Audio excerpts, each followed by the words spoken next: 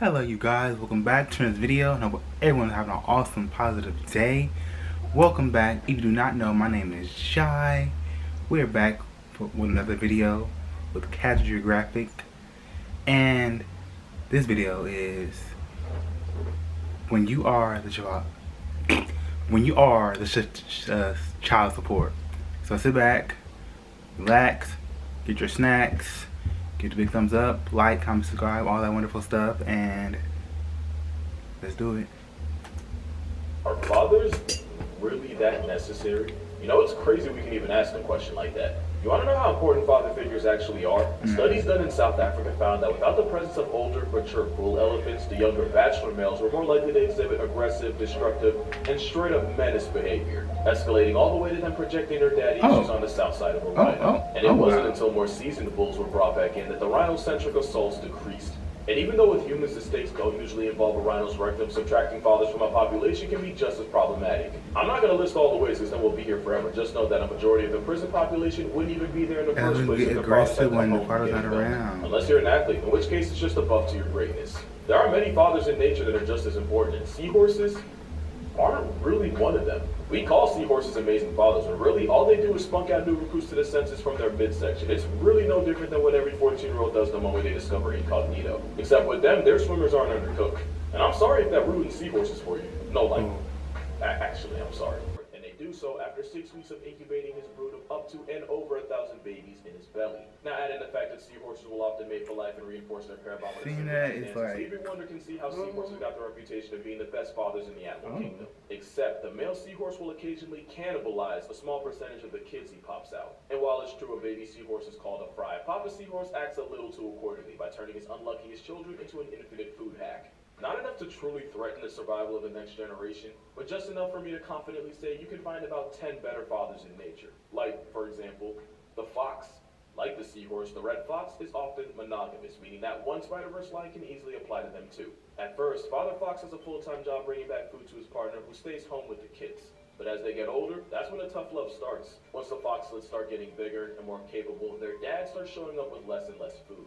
Instead, he'll start burying the extra food near the den and even cover it up with twigs and brush in order to teach his kids how to be more independent and find it themselves. And that's not the only life lesson served by Father Fox. Because in an area where foxes were getting murked by coyotes, researchers noticed male foxes playing with their kids by chasing and ambushing them. Almost like they were trying to teach the next generation how to avoid predators. And speaking of coyotes, you'll find that there's some W dads too. Coyotes are just as loyal, and sometimes even death doesn't make them find a new mate. Coyote couples typically hunt together, but as scavengers who will often finesse food from much bigger threats like wolves and bears, it's usually the male that'll stake out a possible bounty first while his mate watches from a safe distance. That way, if worse comes to worse and he gets put on a shirt, his mate still has a chance to raise their children as a single mother. You wouldn't see a seahorse do that. And honestly, wild canids in general kind of break the rule of male mammals being more of a deadbeat than a roadside raccoon. Father wolves are just as overprotective as you'd expect. Here, you can see a father wolf harassing a black bear and trying to get it to chase him after the bear wandered and got too close to his pups hidden near some trees.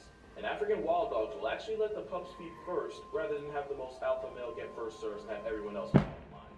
They've also been known to spend days looking for any lost pups, but the gold standard of dog fathers would have to be the golden jackal. They're another couple that takes till death seriously, and like with coyotes, they'll often go grocery shopping together. And when his partner's pregnant, Father Jackal digs a burrow for his mate to rest in, and he'll defend that den with his life if it gets to that point. And once the pups are born, the male jackal will go to any lengths to find enough food, even if it means squaring up with wild boars or stealing food from right under the nose of tigers or wolves. And even though he risks everything for food, most of what he eats just gets regurgitated back to the den for his kids. They're top-tier dads, because if anything ever happened to the male jackal, there's a good chance the mother wouldn't be able to keep the kids alive on her own. So yeah, wild dogs seem to mostly beat the deadbeat dad allegation, but at least they have a partner they can count on. Meanwhile, the great value ostrich of the Andes has to hard carry the whole bloodline by himself.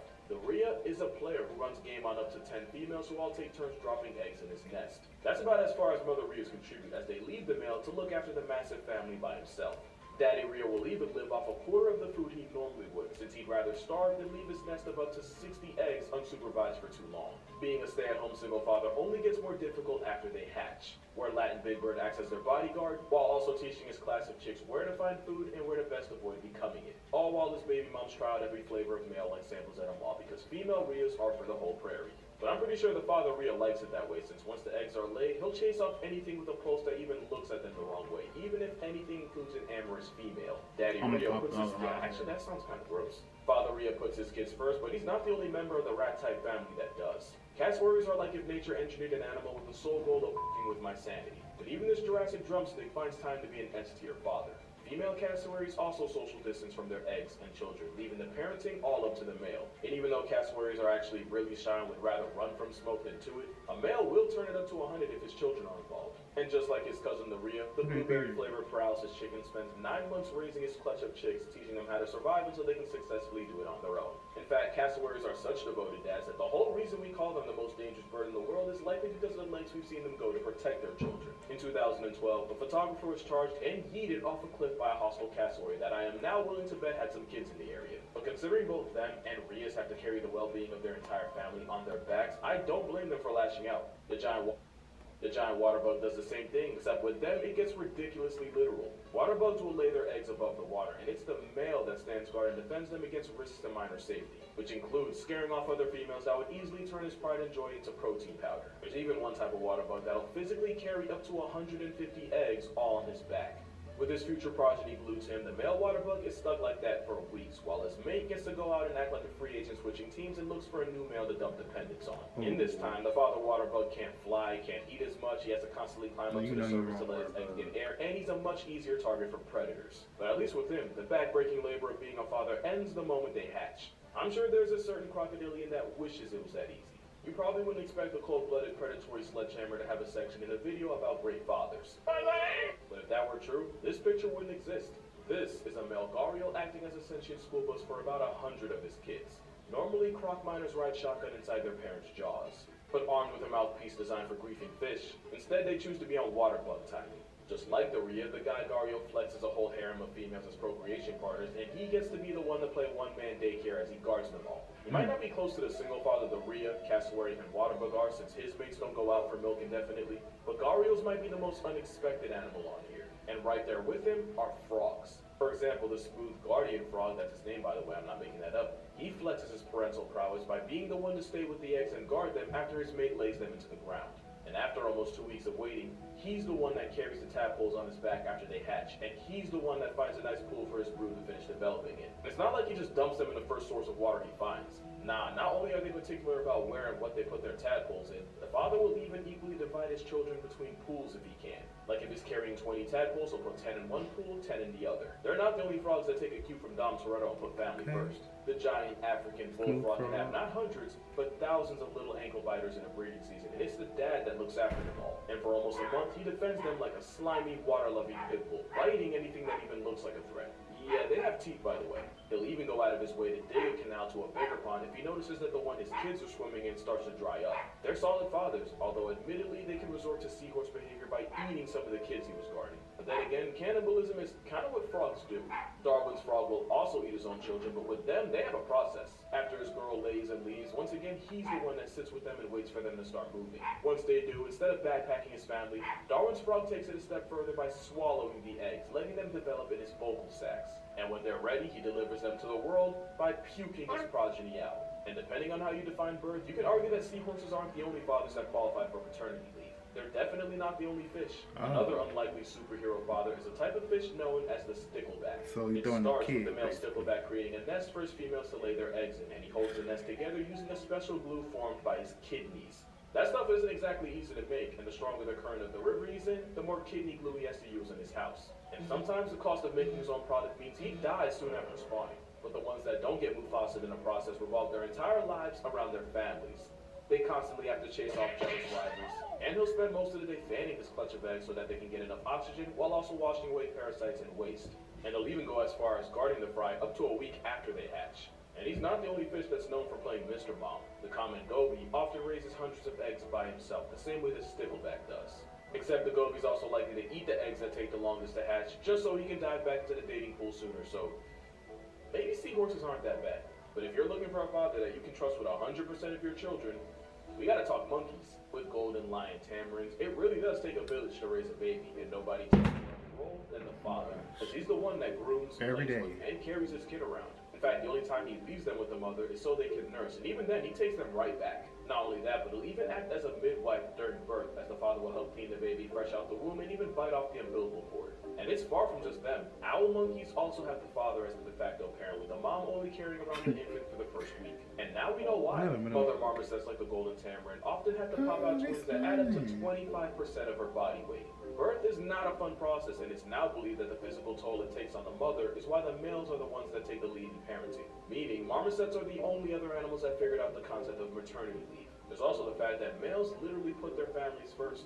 You see, the thing is, with most male mammals, an ovulating female instantly triggers a rise in testosterone. That's why those same male mammals are often good at making babies, not so much raising them. But a study showed that while single mateless marmosets reacted strongly to pheromones from females, the spoken for father marmosets really couldn't care less. So not only are they devoted fathers, they're also loyal enough husbands to reject any females for their family's sake. Some humans can't relate to that. And we never thought a tiger could either, but this one managed to change a lot of what we thought we knew about them. P243 was a male tiger in an Indian reserve who confused scientists by single-handedly raising 4 cubs after his mate and baby mother past tense. He'd share his kills with them, seemingly patrol the cubs' territory for danger. There was even a time where he brought down a whole cow, but didn't take any for himself and instead left it all for his cubs. And even though at this time he was an eligible bachelor, for a while it seemed like 243 was actively rejecting the advances of females just to keep his cubs a priority. This flew in the face of everything we originally thought about male tigers being just as deadbeat as their prey. And there's a good chance this wasn't just an exception. There was another case where a male named T25 was caught playing protector for a pair of orphan cubs that weren't even his. So there's a solid chance that we got it all wrong and that tiger dads are just as capable of stepping up. Just like some birds. Because when a mother kestrel got bambied by some owls, it was the father kestrel that went on to carry the family. And unlike the rhea, kestrel males don't typically look after their chicks. They usually just provide food, but it seemed that the widower knew that wouldn't be enough. The males slowly but surely started doing all the things the mother would have. Brooding them, feeding them, keeping them warm, and even tearing up the food he brought into tiny pieces the weeks-old chicks could eat. Keep in mind, he wasn't good at it at first, and researchers genuinely wondered if he'd be able to pull through for them. In fact, it took a couple tries for him to realize that his chicks wouldn't eat if he didn't do the bird equivalent of cutting up their food for them. But that's the thing, it didn't come naturally, and he still kept trying for his chicks, and he still managed to raise them. But there is no animal that does more for his chick than the last animal in this video.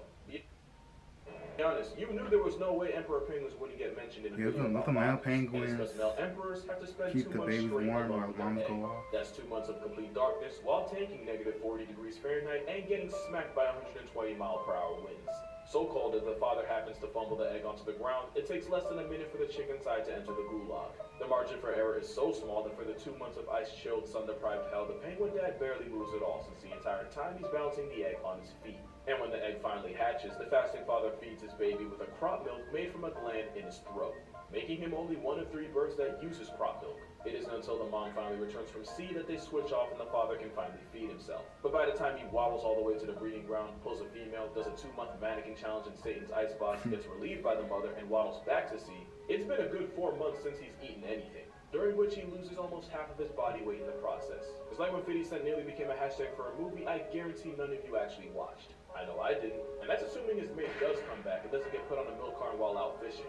At the end of the day, emperor penguin dads get griefed by every force of nature, all for their little gray baby face tap dancing mini him. And because of all that, I think it's fair to say emperor penguin dads are the goats of fatherhood. But that's going to do it for this video. Hope you enjoyed it. Make sure you drink water, hug your mother. Shout out to all the fathers out there for real. Y'all really don't get enough credit. So if you have a father, let him know you appreciate him. Don't wait for a calendar or Instagram to tell you to. And if you don't have a father, my condolences. I know today's probably not the best for you. Just try to take care of yourself. And if you don't have a father or a mother, damn, okay, Batman, who are your ops? May you turn all that character development into something positive. Just know, you better have a banging college essay. Shout out to Opera for sponsoring this video. Shout out to my father for sponsoring me in more ways than one. And I'm going to see y'all in the next one. Yep. Thanks for watching. Beautiful lines. Shout out to everyone. Thank you for tuning in. Shout out to all the fathers out there. Thank you for tuning in. Yes, these fathers go hard. Some of the animals go hard, okay? Take a lesson. Yeah, thank you for watching.